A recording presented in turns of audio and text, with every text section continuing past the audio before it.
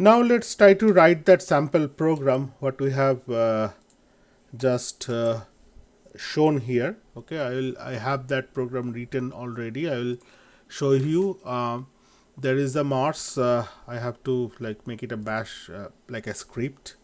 uh, for some reason my system doesn't directly run that JRE, but anyway, so here we invoke this, and also let me now go and pick up that program. Somewhere I stored it, so you can browse through your directories. And let's see, CS47 master lab, maybe, yeah, exp1. Okay, so it's the same program, right? So I load it, but you can first write it and then need to save that program somewhere. Now once you do it, you basically can do a assemble. So this is a button for the assembling this code. So if you assemble it, you will get into some window called have some execute data segment, and then we have this Mars messages, then run IO terminals, and also we have our registers. We'll talk about this. Look at this V0 and A0. We're talking about that variable, right? They're really not a variable. They're really a register name, temporary storage within the processor.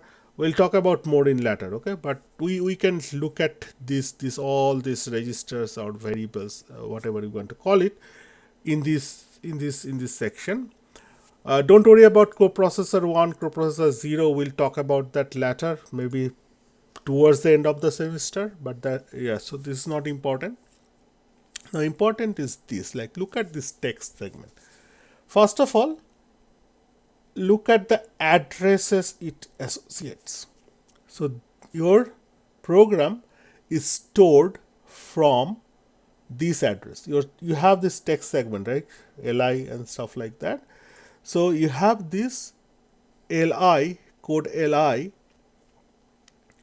This is your source code, okay? LI is stored in the address this 0040000, and this is your machine code generated for LI, and this column is showing you the basic instructions, like this is, I told you LI is a pseudo instruction.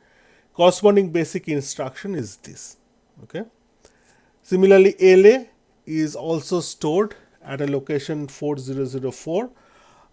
Later we'll explain why it is like a 4 byte apart. Why later? Like you know it right now. This is a 32-bit processor we are talking of. Each instruction is 32-bit long, which is 4 byte. That means if it is a byte addressable memory, it required 4 byte address to store one instruction. So that's why first instruction is at this address and 4 byte apart. Next instruction is another 4 byte apart. Next instruction is, and so on and so forth. So anyway, LA turns into some two basic operation like a LUI and ORI, load upper immediate and OR immediate. So they are pseudo instruction.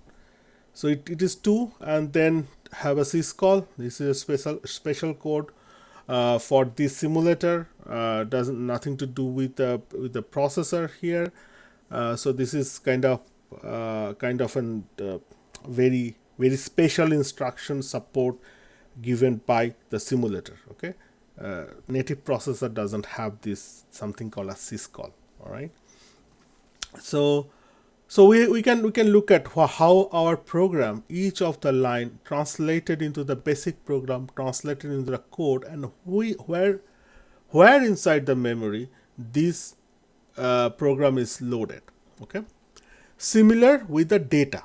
So remember we defined a data here as a string. So we can see that in the label section. You will see all the labels here. So if you can double click, you will show you that specific location in the data segment. So this is a memory location, and you can actually click on this ASCII to turn in those code. These are full word, right, which 4 byte. Each character is 1 byte, so you can actually look at each character, how it is laid down on the memory. THE space answer, ANSWER space I S space equal, right? So and then 0, like null character. So this is how it is spaced like this. Now why don't we see like the answer is something like that sequence, why it is kind of very weird sequence? We'll explain it again later, like when we talk about more about the memory and data layout stuff like that, we'll talk about this. But the point here is you need to notice that I told you earlier there is nothing called a character. Okay, everything is a number, everything is a value inside computer. So here everything is a value. So we only represent certain value as a character. That is our convention. Computer has nothing to do with it. Computer is happy with the values only. So these are the values are stored inside the memory. There is an equivalent ASCII representation. We can do that. We can expand it and look at that way. But that's not the real thing. Even hexadecimal is not real thing. It is basically 32 bits are stored. This is bunch of zeros and ones inside the memory. Okay. Now couple of other things. Okay, let's run it. Why don't we run it? So we can run. This is my run button. Run the current program and see the answer is 5. Okay, that's good. We can reset the MIPS, memory and registers, and then what we can do, step through. Okay, we can see the run one step at a time. So let's clear this on IO.